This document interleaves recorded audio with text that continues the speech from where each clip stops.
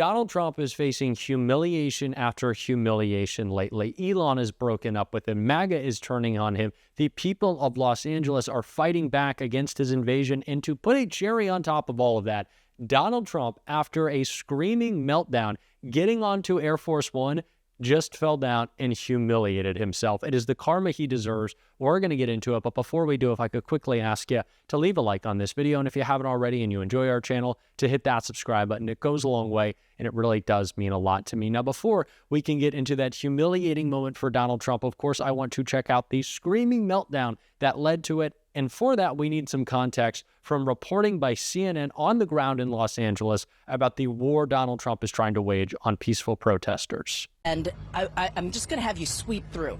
What you're looking at is we have seen this front line of soldiers from the National Guard. They are carrying sticks. They are carrying their standard issue M4 rifles.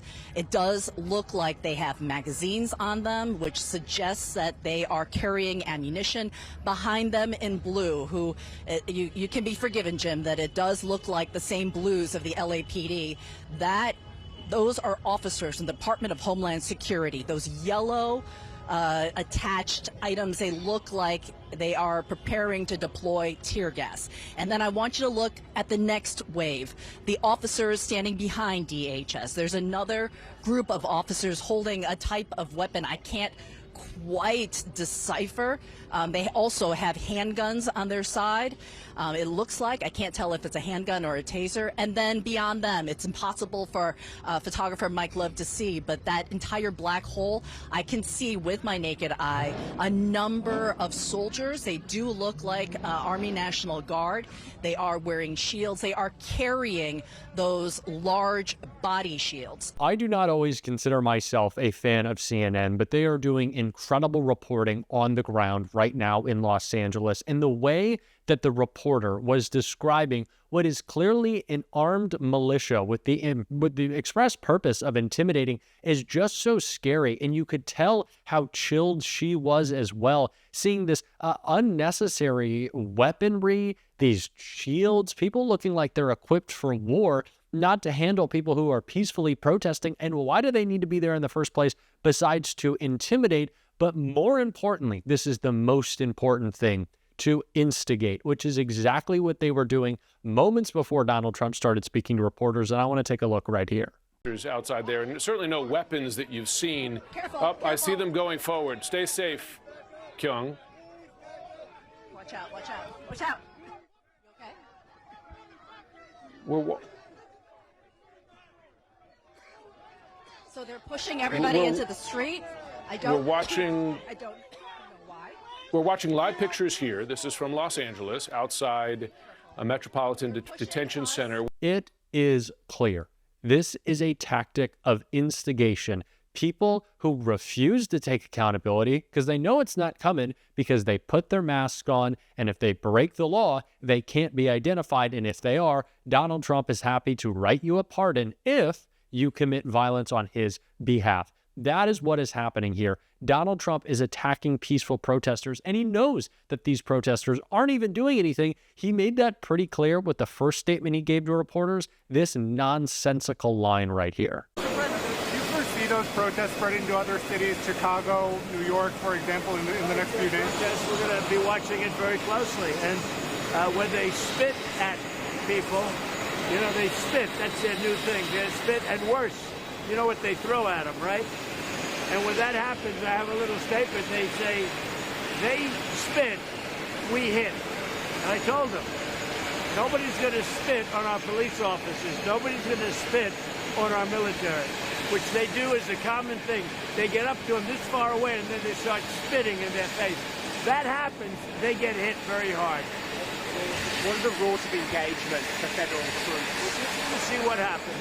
Are you serious? They spit, we hit? First of all, I didn't even see people spitting in that clip. I just saw them standing. Oh no. oh no, the standers are going to get us. We're attacked by loitering. And it's absolute nonsense. There is no justification for Donald Trump waging what is essentially, no, it's not essentially, it is a war on the people of Los Angeles for no reason, for their peaceful protest. And that is why after this screaming meltdown, which we're going to check out more of because it was just such a mess, Donald Trump fell oh so beautifully for us, humiliatingly for him, on his way up to Air Force One.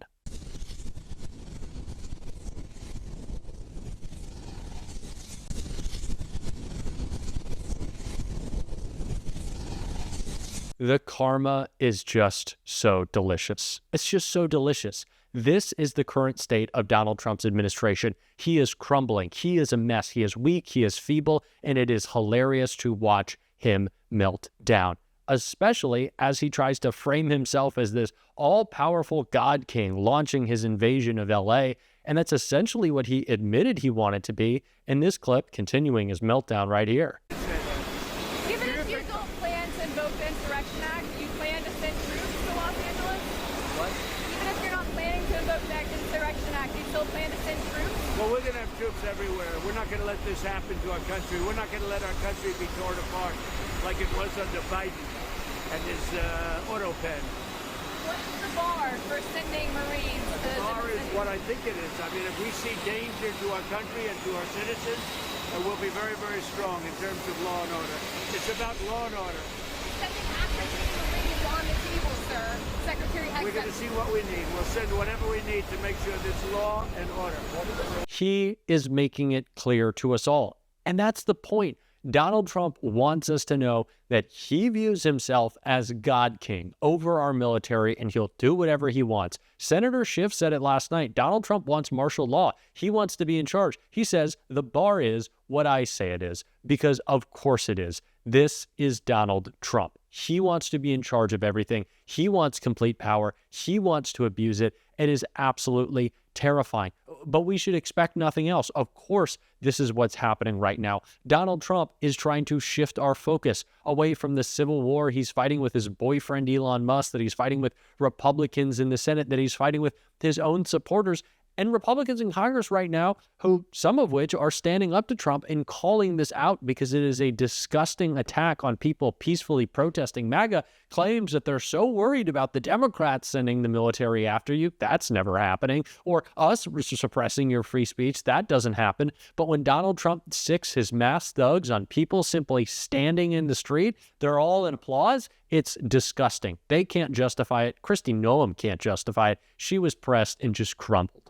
So the defense secretary also tweeted last night that he put active duty Marines at Camp Pendleton on high alert. We know, since you mentioned 2020, that President Trump, during those Black Lives Matter protests at the time, had wanted to use active duty U.S. troops on the streets of a major city. The 82nd Airborne at the time was called up. They were not sent into the streets. What exactly do you set as Homeland Security Secretary as your benchmark for when you would counsel the President of the United States to send active duty troops in to police a domestic disturbance?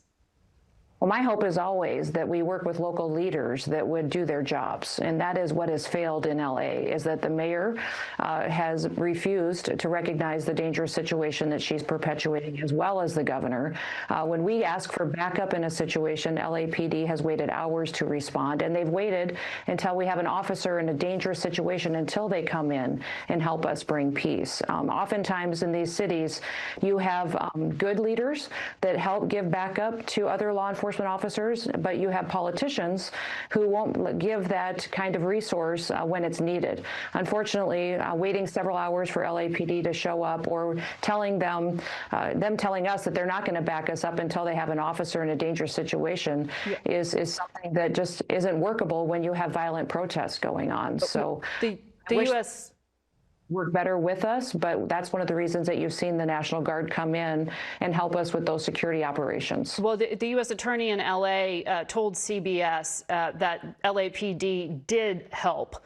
LAPD does not. That's what is to me, Margaret, is hours later. They waited until we had officers in dangerous situations, then they responded. Now, if that was my city and I was the mayor, I would be sent law enforcement in there to back up other law enforcement officers. That's what America is about, is that we have rules and we have laws. If you don't like the laws, go to Congress and change them. Someone should go to Congress, say, change the laws. If we don't like what's happening in this country, do that instead of throwing rocks and throwing Molotov cocktails and instead of attacking law enforcement officers. We're just not going to anymore. This president cares deeply about family members that want to live in their communities and be safe. Back to this administration is gross, and I'm not just talking about the overabundance of Botox in Kristi Noem's face, or her fake teeth, or hair, or personality, or any of that. These people are gross. Sorry to get into the name calling, but you know what? I think we can say horrible things about evil people. God, I am so sick and tired of this, but I am so proud of everyone standing up to this gross administration. My favorite clip that I saw was of a guy who just got, unfortunately, tear gassed. And what did he say? He said it tasted like fascism. But he was still there, sunglasses on, not just because he looked like a badass, because he was acting like one. Yeah, Donald Trump, you're going to try to tear gas me? Well, I'm going to make sure I'm prepared. You want to take my mask away because you think your thugs can't be identified, but they have to be able to come after me and harm me as much as possible? They're not putting up with it. I have loved the fight that we are seeing, and I am disgusted with anyone who will not support it on either side of the aisle. Of course, Republicans won't. They're spineless. But Democrats, you should be backing these protesters right now. Bernie Sanders is, and of course he is, and he's killing it in this clip right here. Response to the fact that the president has ordered 2,000 National Guard troops to California. Look, Dana, we have a president who is moving this country rapidly into authoritarianism. He is suing media who criticizes him. He is going after law firms who have clients who were against him. He's going after universities that teach courses that he doesn't like.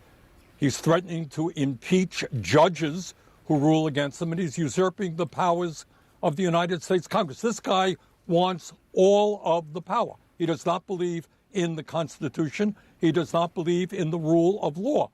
My understanding is that the governor of California, the mayor of the city of Los Angeles, did not request the National Guard, but he thinks he has a right to do anything he wants.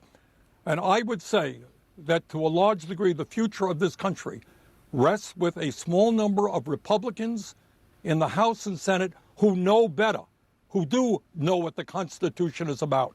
And it's high time they stood up for our Constitution and the rule of law. You know, we just celebrated a few days ago, June 6th, the American landing at Normandy, which began the invasion of Europe to defeat fascism and Nazism. Those guys died. They gave up their lives to defend democracy, not to have an all-powerful ruler in the United States of America. Bernie just gets me fired up. Just gets me fired up. This is what we need out of every Democrat. We need them emphatically calling out Donald Trump's assault, and we need them emphatically calling out Republicans in Congress who refuse to say anything about it. As always, this is no shock, but good on Bernie Sanders. I appreciate it. We're going to try to bring that same Bernie energy every day, and if you want to support that, we're doing it on this show. You can hit that subscribe button, leave a like on this video, and if you stuck around to the end, you can drop a blue heart in the comments. And if you are in LA right now, if you're inside your house, if you're inside your friend's house, if you're protesting, please stay safe. Our thoughts are with you. And until next time, I'll see you soon.